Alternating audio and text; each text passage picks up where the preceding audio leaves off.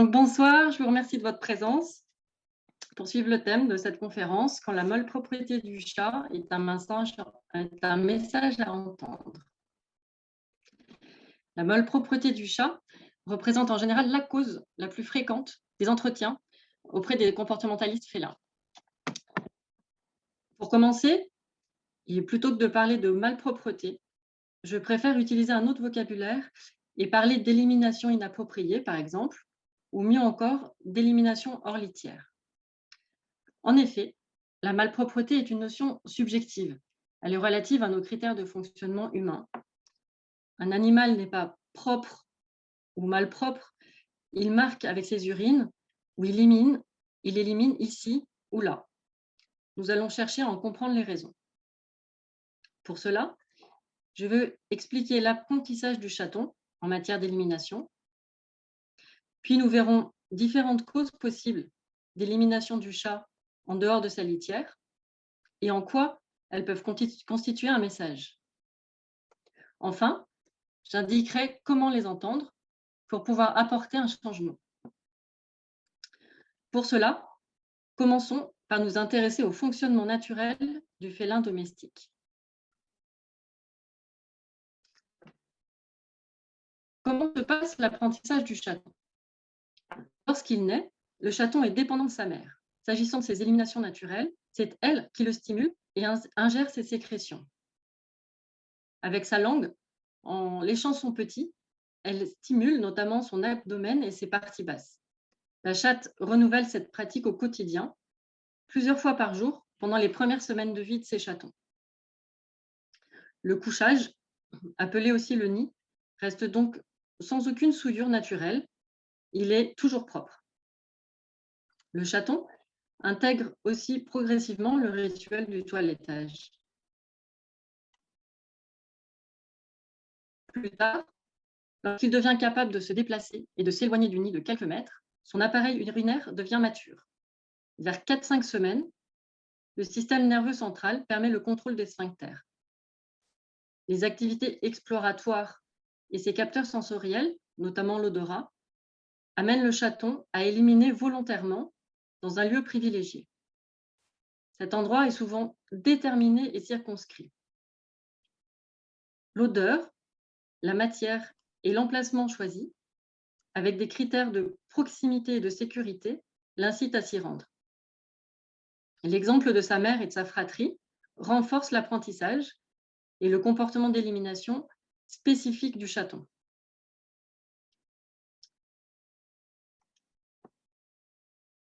À la fin, avec l'alimentation qui se diversifie progressivement, les selles se modifient. L'élimination fécale se pratique alors de façon identique à celle de la miction. Le petit félin choisit un emplacement sécurisant, proche mais suffisamment éloigné de son lieu de repos et de prise alimentaire. Le processus est toujours le même. Il explore le sol en reniflant, puis il creuse généralement un trou. En général, le sol est meuble et permet de recouvrir l'urine ou les crottes déposées. Il se retourne encore et il renifle le dépôt qui est recouvert ou non, puis il part assez rapidement.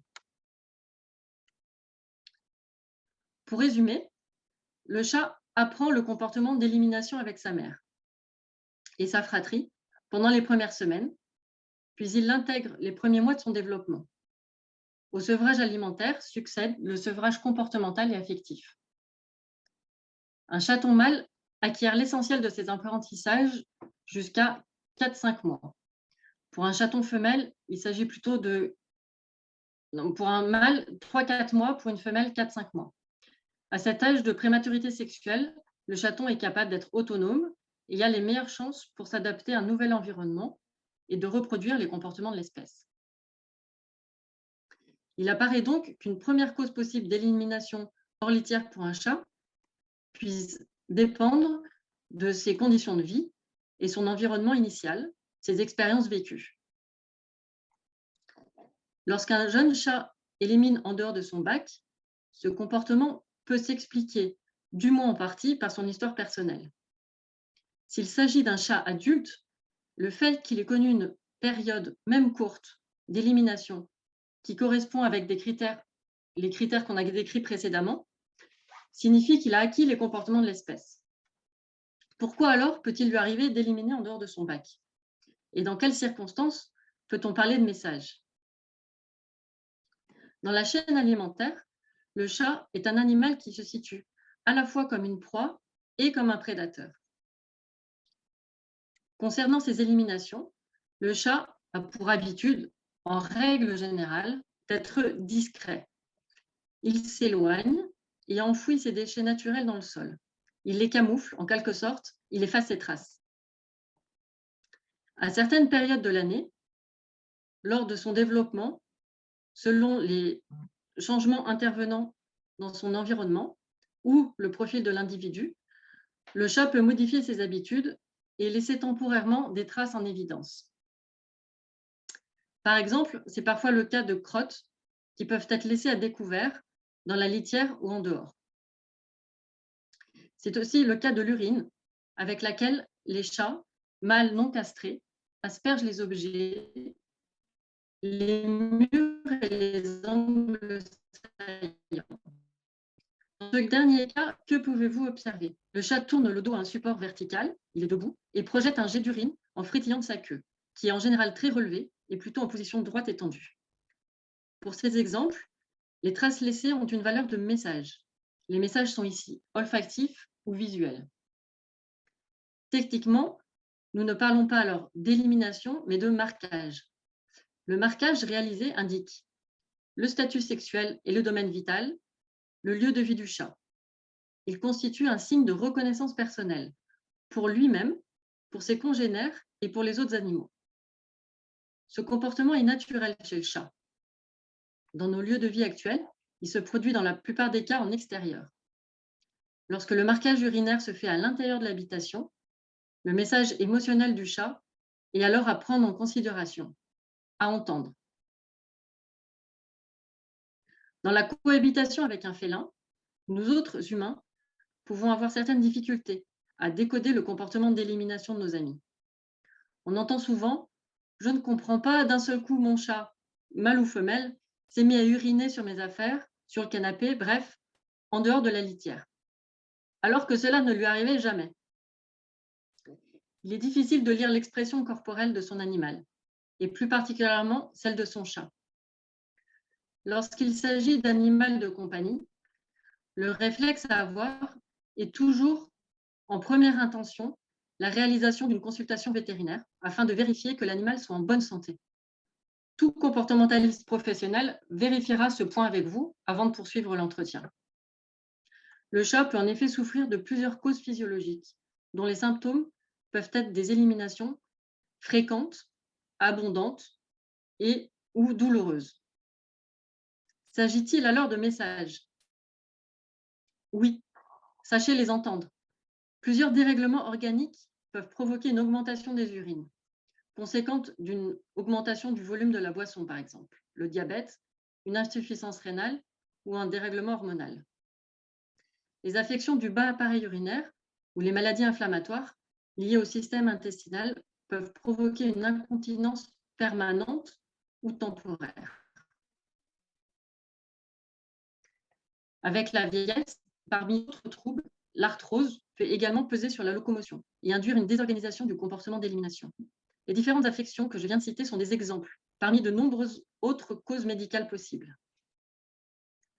La piste médicale est à explorer en priorité et avec votre vétérinaire. Selon le diagnostic posé, un accompagnement comportemental, en complément du suivi du docteur, peut être utile pour le bien-être de l'animal et de vos relations. Mis à part d'éventuelles raisons organiques établies ou écartées avec le vétérinaire, le comportement d'élimination hors litière peut subsister. Le chat est un animal qui apprécie particulièrement la stabilité, les habitudes. Les rituels sont des repères sécurisants pour lui. En général, les tensions de l'environnement, les changements soudains ou les rythmes irréguliers peuvent le perturber. Un départ ou un nouvel arrivant dans la famille, un déménagement ou même simplement un changement mineur et insignifiant à vos yeux peuvent avoir une grande importance pour votre félin. Des modifications de l'environnement extérieur ou l'agencement de votre intérieur, un changement de rythme de vie, une situation répétitive générant de la frustration ou de la crainte, le changement de substrat de la litière, l'emplacement du bac ou le type de bac, tout peut avoir une importance. S'agit-il d'un message? Oui. Il est comme la traduction d'un certain inconfort ou de peur. Et l'impact émotionnel qui en découle peut être réactionnel. Le chat peut aussi développer de lui-même une aversion pour tel ou tel élément de son quotidien et pousser le chat à choisir d'autres lieux ou d'autres substrats d'élimination. Les raisons sont souvent floues et complexes à appréhender pour nous, les humains.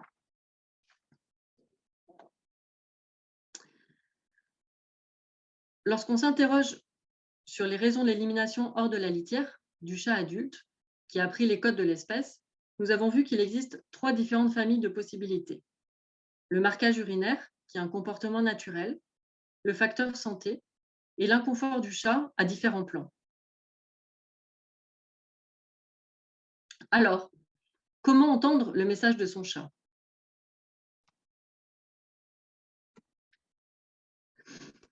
L'observation quotidienne de votre compagnon, la connaissance que vous avez de lui, vous indique en permanence son état de bien-être.